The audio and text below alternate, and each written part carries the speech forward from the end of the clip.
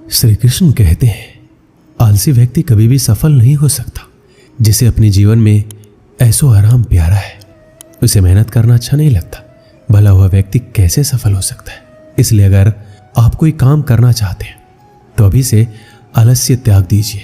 किसी भी व्यक्ति के अपने जीवन में सफल ना होने का सबसे मुख्य कारण क्या होता है?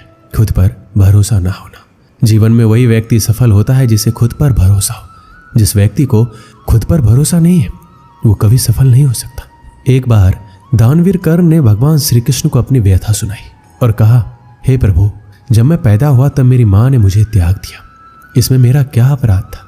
द्रोणाचार्य ने मुझे शिक्षा देने से मना कर दिया क्योंकि वो मुझे क्षत्रिय नहीं मानते थे। इसमें भी मेरा क्या अपराध? और द्रौपदी के स्वयंवर में मुझे अपमानित किया गया क्योंकि मैं महाराज परिवार का हिस्सा नहीं हूं। जवाब में श्री कृष्ण ने कहा, हे कर्ण, मेरा जन्म हुआ तब मैं कारागार में था और पैदा होते ही मेरी मृत्यु मेरा प्रतीक्षा कर रही थी। जिस रात मेरा जन्म हुआ उस रात मुझे मेरे माँ बाप से अलग होना पड़ा, जहां पहुंचकर मुझे हर वो काम करना पड़ा जो एक गरीब परिवार में करना पड़ता है। गायों का गोबर हाथ से उठाना। जब मैं चल नहीं सकता था तब मुझ पर प्राणघातक हमले किए गए। मुझे मारने की बार बार कोशिश की गई। ना मेरे पास बचपन में शिक्षा थी, ना ही महल था, ना कोई गुरुकुल था, ना कोई विशाल सेना थी, लेकिन तब भी मेरे मामा मुझे उनका सबसे बड़ा शत्रु मानते थे। मेरा भी जीवन कई चुनौतियों से गुजरा है। ये बात इतना महत्वपूर्ण नहीं है कि जीवन में कितनी बार अपमानित होना पड़ रहा है, पर यह महत्वपूर्ण है कि आप उस अपमान का जवाब कैसे दे रहे हैं। आपके पास ज्ञान है जिसका आप इस्तेमाल कर पा रहे हैं और इन सब चुनौतियों को पार करके कैसे आगे बढ़ते हैं। ये बात सबसे अधिक महत्वपूर्ण है। सब कुछ किताबों से ही सीखने को नहीं मिलता, कुछ मतलबी लोगों से भी बहुत कुछ सीखने को मिलता है। गलती उसी से होती है जो मेहनत से काम करता है। निकम्मों की जिंदगी तो दूसरों की बुराई खोजने में खत्म हो जाती है।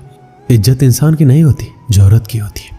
जरूरत खत्म, इज्जत खत्म। आज के जमाने में सुखी होना है तो स्वार्थी बनना पड़ेगा।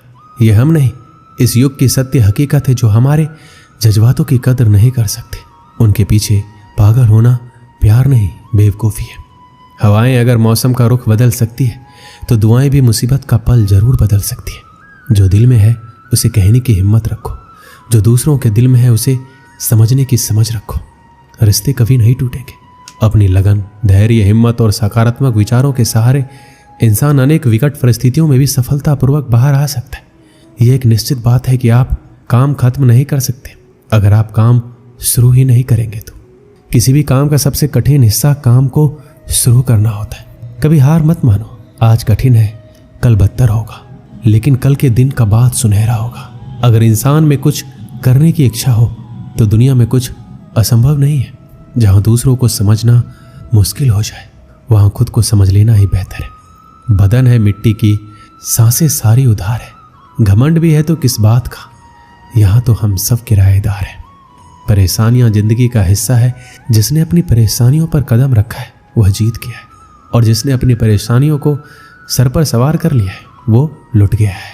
सही रास्ते पे चलना जरा मुश्किल है, पर उस रास्ते पर आपको कोई गिरा नहीं सकता। गिरते गिरते ही बच्चा चलने लगता है, डूबते डूबते ही इंसान तैरना सीख जाता है। चोट से घबराकर कभी पीछे मत हटना, क्योंकि चोट खाकर यह इंसान संभलने लगता है। असफलताओं पर लाखों ताने आएंगे, परंतु निराश मत होना, क्योंकि ये वही समय है जिसे आप पहचान जाएंगे।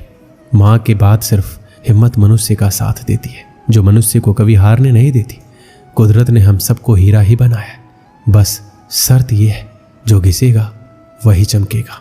सब कुछ किताबों से ही सीखने को नहीं मिलता, कुछ मतलबी लोगों से भी बहुत कुछ सीखने को मिलता है। कभी भी किसी जरूरतमंद को अपनी चौखट पर जलील मत कीजिए, क्योंकि ऊपर वाला कटोरा बदलने में देर नहीं करता। आज रास्ता बना लिया है, कल मंजिलें भी जरूर मिलेगी। हौसलों से भरी ये कशिश एक दिन जरूर रंग लाएगी। इस संसार में कुछ भी स्थिर नहीं है, ना समय, ना प्रेम, ना घृणा, ना ही संबंध। कोई आपको ना समझे तो चिंता मत करना, क्योंकि अच्छे लोग और अच्छी किताबें हर किसी को समझ में नहीं आती। मित्रता कोई स्वार्थ नहीं बल्कि एक विश्वास है, जहां सुख में हंसी मजाक से लेकर संकट में साथ देने की जिम्मेदारी होती है। यहाँ झूठे वादे नहीं बल्कि सच्ची कोशिश की जाती है। सच्ची बात बोलने वाला और सही राह पर चलने वाला इंसान हमेशा दुनिया को कड़वा लगता है।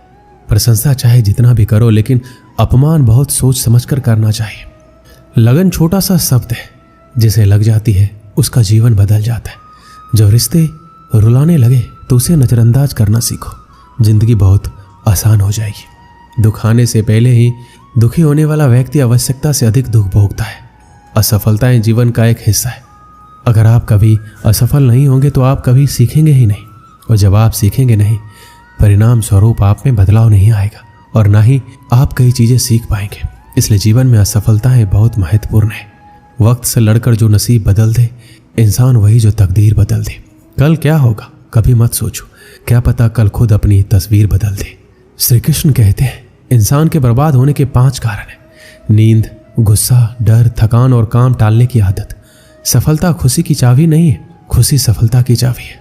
आप जो कर रहे हैं उससे अगर आप प्यार करते हो तो आप जरूर सफल होंगे। दूसरों का भला करने वाले मनुष्य को हमेशा कष्ट का सामना करना पड़ता है, क्योंकि हमेशा फल देने वाले वृक्ष को पत्थरों की मार सहनी पड़ती है। सत्य से कमाया हुआ धन हर प्रकार से सुख देता है, छल कपट से कमाया हुआ धन हमेशा दुख देता है। एक समझदार व्यक्ति वही है जो दूसरों को देखकर उसकी विशेषता को सीखता है, उससे तुलना और ईर्ष्या नहीं करता। एक समय की बात है, एक निर्धन व्यक्ति राजा के महल में माली का काम करता था। उसने राजमहल के बाग में कई प्रकार के फलों के पेड़ लगाए थे। जो फल पक जाते वो तोड़कर राजा के सामने प्रस्तुत कर देता। कई बार खुश होकर राजा उसे इनाम भी देते। एक बार बाग में आम, अंगूर और नारियल के फल हुए। माली टोकरी लेकर बाग में पहुंचा और सोचने लगा कि आज कौन सा फल महाराज के लिए ले जाऊं। कुछ देर सोचने के बाद उसने अंगूर तोड़ लिए और टोकरी में भरकर राजा के पास पहुंचा। उन दिनों राजा कुछ चिंतित था। उसे गुप्तचर द्वारा सूचना मिली थी कि पड़ोसी राज्य का राजा उस पर आक्रमण की तैयारी में। वह इस बारे में गहन सोच विचार में डूबा हुआ था। तभी माली उसके पास पहुंचा और चुपचाप उसके सामने टोकरी रखकर कुछ दूर जाकर बैठ गया। राजा मंथन करते करते टोकरी से अंगूर उठाकर खाने लगा। वह आधा अंगूर खाता और आधा फेंक देता, जो माली के ऊपर गिरता। जैसे ही अंगूर माली को लगता, वह कहता, भगवान तू बड़ा दयालु है। सोच विचार में डूबे राजा का ध्यान इस ओर नहीं था कि वह अंगूर माली के ऊपर फेंक रहा है। एक बार फिर उसने अंगूर माली के ऊपर फेंका और माली ने फिर से कहा, भगवान तू बड़ा दयालु है। इस बार राजा का ध्यान माली की ओर चला गया।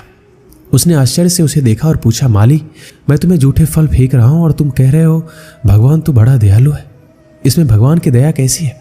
माली ने उत्तर दिया, महाराज, आज बाग में 3 तरह के फल थे, आम, अंगूर और नारियल। मैं सोच रहा था आपके लिए कौन सा फल लाऊं। भगवान की दया से मेरी बुद्धि में आया कि आपके लिए अंगूर ले चलो, और मैं अंगूर ले आया। यदि मैं आम और नारियल ले आता तो सोचिए मेरा क्या हाल होता। इसलिए मैं कह रहा हूं कि भगवान बड़ा दयालु है। राजा माली का उत्तर सोचने लगा कि वह व्यर्थ में चिंतित है। भगवान की दया से उसे समय रहते पड़ोसी राज्य के राजा के पहले से ही हुई योजना का पता चल गया है। इससे उसे अपने राज्य की रक्षा की तैयारी का पर्याप्त समय मिल गया है। उसने भगवान को धन्यवाद दिया और राज्य की रक्षा की तैयारी में जुट गया। जब युद्ध हुआ तो उसमें उसकी विजय हुई और उसने अपना राज्य बचा लिया। इस कहानी से हमें क्या सीख मिलती है? समय का चक्र ऐसा ही है, कभी अच्छा समय आएगा तो कभी बुरा।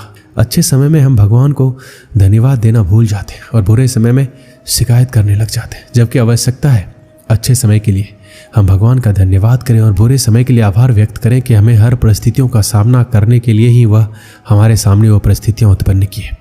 छोटी छोटी परेशानियों का सामना करके हम बड़े मुसीबतों का सामना करने योग्य बन पाएंगे। इसलिए जीवन में आने वाली छोटी छोटी समस्याओं से घबराएं नहीं, सकारात्मक रहकर समस्या के निवारण के बारे में चिंतन करें, योजना बनाएं और निवारण में जुट जाएं। बुरी परिस्थितियां आपकी दृढ़ता की परीक्षा है। ऐसे समय में टूटे नहीं, ये साबित कर दें कि आप हर परिस्थितियों का सामना कर सकते हैं, उससे उबर सकते हैं और जीवन में आगे बढ़ सकते हैं। जीवन की उबड़ खाबड़ डगर पर चलकर ही आप दृढ़ और मजबूत इंसान के तौर पर खड़े हो पाएंगे। दोस्तों,